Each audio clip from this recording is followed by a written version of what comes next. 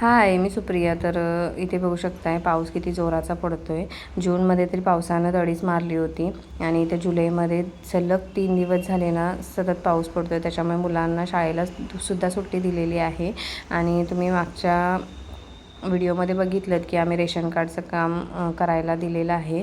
तर तेच करण्यासाठी जात होतो. तर इथे ना हा रेनकोट आहे तो चेंज करायचा होता, म्हणून आम्ही कपड्याच्या दुकानामध्ये आलो होतो आणि इथे तो आम्ही चेंज करून घेतला आहे. हा कमी किमतीचा होता म्हणून तो जास्त किमतीचा जवळजवळ 2 वर्ष तरी जाईल या उद्देशानं घेतला त्यांच्यासाठी, कारण सतत पावसामध्ये त्यांना काम करावं लागतं म्हणून.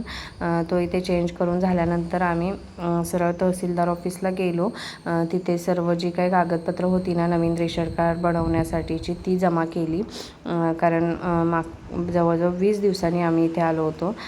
कारण ह्याचा दाखला आपला उत्पन्नाचा दाखला पण बनवायचा होता, त्यासाठी तेवढा कालावधी लागणार होता. तिथून आम्ही निघालो तेव्हा काय एवढा पाऊस नव्हता आणि थोडं अंतर गेल्यानंतर ना जोराचा पाऊस आला. मग आम्ही एका दुकानाच्या इथे थांबलो.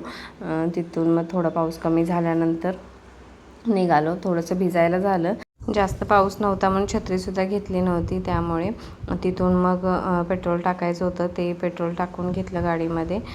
कारण पावसामध्ये कसं काही कामानिमित्त बाहेर जावं लागतं, तर आधीच आपलं तयारी असलेली बरी असते.